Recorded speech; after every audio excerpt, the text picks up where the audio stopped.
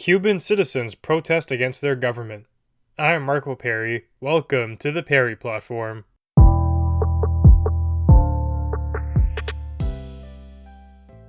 You may have seen already in the news that the citizens of Cuba are protesting against their government, and I've seen on social media that there are some misconceptions about why that is. There are some people who want to pin the entire debacle on America, which is myopic at best. There are a variety of factors at play here, and we'll get to that in a bit. Before we move on, though, I do want to bring in a personal story. So, like many of you, I've traveled to Cuba. It's quite a popular destination. It's pretty cheap, and the beaches are good. What more could you ask for? Now, typically, people just stay on the resorts there. But when I was in Cuba, I rented out like a motorcycle, a moped, and I went around a little bit. I went quite a way away from the resort and ended up in a village with the locals there. Now, the lifestyle that many people who live in Cuba experience, it's shocking. And that's probably why they keep the resorts so far away from the common folk. I'm talking about, dire poverty that many of these people have to deal with on a daily basis. One of the more striking images in my mind was just walking through and seeing a big group of people, and what they were doing is they were watching two roosters fight each other. That was the entertainment. And the housing, the conditions there, none of it was good. All of this, though, is not a product of anyone's individual choice. It's the environment that's been constructed by the failure of a government that Cuba has, inspired by communist ideology, and like every other instance where we've seen it tried, it ends up equalizing people in poverty, not in riches as promised. So I do want to begin, before we even get to the protest of today, by talking about the history. So, at one point Cuba was in fact occupied by America, but that was after that they were once a colony of Spain. Now that was around the 1800s, and in the 1900s, that's where things start to shift politically. Cuba gains their independence at some point there along the way, and the country did try to build a democratic system. This is actually more difficult than people believe. It's quite the feat to establish that.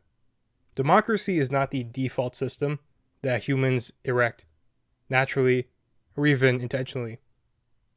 It's quite the miracle that we're able to make something as empowering as that work. For the vast majority of human existence, reality was characterized by strict caste where absolute rulers and royalty and people like that, or alternatively power figures, they called all the shots. The common folk had no say in anything. You were given conditions to live with, and that was that. Only recently have we been able to alter that natural fabric. And it's a delicate thing. Easily, the structure can crumble, and we can go back to what is natural. These rigid caste systems and the emergence of oppressive regimes, calling all the shots and running the show. So these attempts at democracy in Cuba, they were met with radical ideologies, and you combine that with the hardships that the country was experiencing at the time, and you do get this recipe for a disaster. When people are desperate because of their conditions, they are more likely to attach themselves to something like a radical way of thinking. This ended up being a crucial point in Cuban history that arguably derailed the entire democratic process. This resulted in a coup, and any notions of democracy were put out. That coup ended with a dictatorship under a person named Fulgencio Batista. That was in 1952. Of course, when people like Batista are vying for power, they're going to typically promise these grand ideas, but when they get into office, it becomes quite a different story. His regime was not characterized by setting people free and creating a utopia. It was known for corruption and oppression of the Cuban people. So not too far into that journey, people got fed up, and so they rallied again and they forced him out. And that was in 1959. So in 52, this dictatorship came to power, and 7 years later he was ousted. But when he was ousted, what came in? It was the beginning of the communist era under Fidel Castro. Now you have here yet another example, as like all the others, of communism failing. Wherever it's attempted, it results in disaster. It's simply not a workable idea. If you boil it down, the core promise is equality. And I will give them credit, usually they grant that, but in a twisted way. That age-old saying of be careful what you wish for applies here greatly. People often imagine equal riches, but typically residents end up in equally dire poverty. Essentially every time. And you might say, well, China is an exception. The country has grown dramatically. Well, there I'd say they're not truly operating under a communist system. They've actually adopted free global trade in markets like that. And those ideas are not truly compatible with the Marxist notion of communism, and they've actually adapted that system. The ruling party is in fact the Chinese Communist Party, but their ideas have evolved, and to view them through a strictly communist lens today, it's a mistake, and it'll mislead you in your analysis of that country. And even there, aside from the economy, China has all the other characterizations of an oppressive communist regime, with the lack of freedoms and human rights abuses. Now, back to this topic here, Cuba and Castro. What usually happens after these communist revolutions is that always a new ruling elite will crop up. Castro was certainly not living like the common folk, nor were his government officials. Everyone is equal, but they might be a bit more equal than you. That's how this game works in a nutshell. North Korea, very, very similar, and you oust one entity and you put all your trust in a new one. You grant them all the power to establish a supposed change, and what they do, they pretend that they're doing so, but really they're working towards their own self-interest, and if they don't do that, their successor will. It's far too attractive of a position with far too much power and far too little input from the citizens for it to work out successfully. As we talked about, it's actually going towards that default state of human societal systems, where you concentrate power into either an individual or a small group, and they rule things for everyone. To break free from that is actually the oddity. Something like what we have in Canada. It's quite the miraculous thing, and we have to do a lot to uphold that. Taking these things for granted because we become so accustomed and so comfortable is a major mistake, and that might be the hallmark of our current generation. Being spoiled. That is a topic for another time though. So back to Castro. His mission has been largely a failure, or his purported mission, probably his intentional one, which was to enrich himself and some of those within his personal circle. You could say that was going quite well. His family did become quite powerful, quite wealthy. Things were going well for them. But the average Cuban, not so much. And there are some things you can point towards here that haven't been a complete catastrophe. In Cuba, there is some stuff that has turned out well. They have a relatively strong education rate. I believe their healthcare isn't near the bottom of the barrel either. It is quite good given their relative conditions, but non-governmental organizations consider Cuba to be an authoritarian regime, without free and fair multi-party competitive elections. The Cuban government has also been accused of numerous human rights abuses that include short-term arbitrary imprisonment, jailing of political opponents, purges, and curtailed press freedom. And on top of all that, the people are not thriving.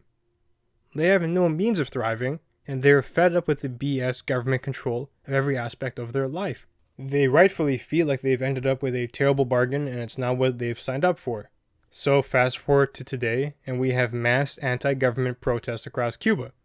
And these are some of the largest demonstrations that the country has seen in the past 25 years. And this is a country that's had quite powerful gatherings of people trying to protest the government.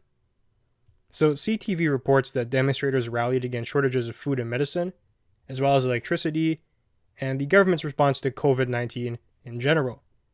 Some have also called for political change in a country that has been under a one-party rule for the past 60 years. Now, the Cuban government responded by allegedly violently curbing some of these protests and gatherings, with reports of hundreds of people being arrested. They also had a shutdown of the internet first and then social media. I think they have restored the internet, but not the social media. And you can understand why. Those are the predominant means of communication and organization. If you're going to protest, you have to know when other people are going to protest and where they'll be protesting. If you shut down the comms, it becomes harder to get those things organized. So, from a tactical point of view, the government was doing everything they could to curb your enthusiasm. But still, people found a way, and they continued to protest. Now, this next point is quite interesting. It's something I alluded to at the beginning of the discussion. There are some people who are generally confused about what's going on here. And typically, it seems to me those who are on the farther left of the political spectrum, those who actually like communism and socialism as ideologies, they tend to paint this entire debacle as entirely America's fault. And they point towards the trade embargo that was enacted as the prime reason for all of this conundrum, but that's not really the case. It may be playing a role, I will grant that, but to what extent it's not clear, and it's definitely not the de facto reason why people are up in arms right now. Arguably, the largest factor is the decimation of tourism. That was the country's bread and butter. Further, the political system itself does not breed economic success. It's a destitute, communist, outdated ideology that's not brimming at the seams with economic growth. Further, reports indicate that there has been falling trade with political allies like Venezuela and China, with exports to Venezuela plunging as that country deals with an economic crisis of their own. Then you layer on the pandemic and all the extra issues that comes with, and the frustration that people have felt at the hands of an inept, corrupt, communist regime. It's a nuanced situation, and attempts to paint this as entirely America's fault, that's far too myopic, and you will not solve your situation thinking like that. You can even see evidence to the contrary in the very things that protesters are calling for. Many are clearly demanding freedom, and they're talking about anti-government sentiments, not anti-American government incentives, anti-Cuban government slogans and things like that. They're calling for the end of the Communist Party that has ruled Cuba for about 6 decades. They want that done away with because they have to live with the realities of it every single time they wake up. And they look around and they see their surroundings. Things have not gotten better since the inception of Fidel's vision. Now, ideologically, people in America and Canada who like communism, they might be enamored with the theory and stuff, but there are real people out here living with the consequences of such a nonsensical proposition. And this is true for everywhere it's been enacted. People want it done away with once they've experienced it. And it does go back to that spoiled notion. We don't have to struggle with the baggage of such a notion. We don't have a history of dealing with it. So people here are free to theorize about the what ifs and the what nots, but in reality, every single place that's tried it has ended up in disaster, with human rights going to the toilet and your equality coming in the form of poverty. I fully support the Cuban people here. I'm a strong believer in things like democracy and freedoms, once again, that we take for granted, like the freedom of the press, like having things like free speech, like being able to protest without being scared of facing government consequences, like going to jail because you have a different thought than that of the ruling party, like having to fear for the safety of yourself and your family because you oppose the notions that are running the society that you live in. I think people deserve to live in a place where these things are afforded to them. In Cuba, I applaud the citizens there for fighting for that. Going forward, time will tell what happens here. Cuba does have a history of overthrowing governments when people arrive at a boiling point. So the current ruling communists must be feeling nervous, and that's why they've taken such extreme measures, like shutting down the internet, like arresting people, because they know things can flip on them really quickly. Now, I do hope a non-violent solution is reached. Recall, actually, the initial attempt the country gave when they were forming their independence was an attempt at democracy. That's what they tried to establish, but they were met with radicalization and dire situations where people were drawn to notions of a powerful leader. And here they are, many decades later, wanting a change.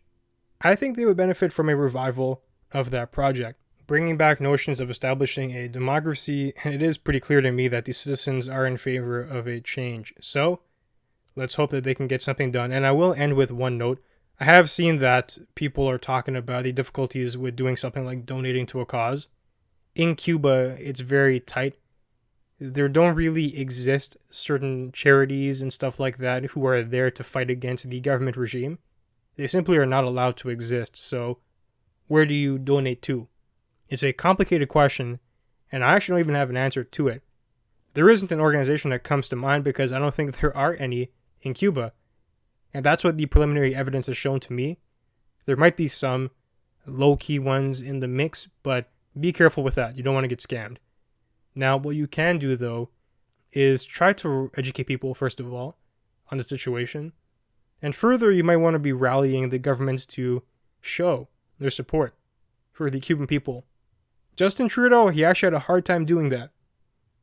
Jagmeet Singh, I don't know if he did it or he did not, but he had a hard time definitely coming to grips with this. People who did appreciate Castro and his visions of socialism and whatnot. Trudeau was pushed to eventually condemn the Cuban government, but it did take some pushing. And sometimes you as a citizen has to put on that force so your opinions can be heard at the governmental level. As always, I will keep you up to date on the latest developments here, and with that, it does bring us to the end of our conversation for today. If you enjoyed the content, be sure to leave a review and share. They'll help us grow. And you can find me online at perryplatform.org and on social media at perryplatform. Thanks for joining me, and I'll see you soon.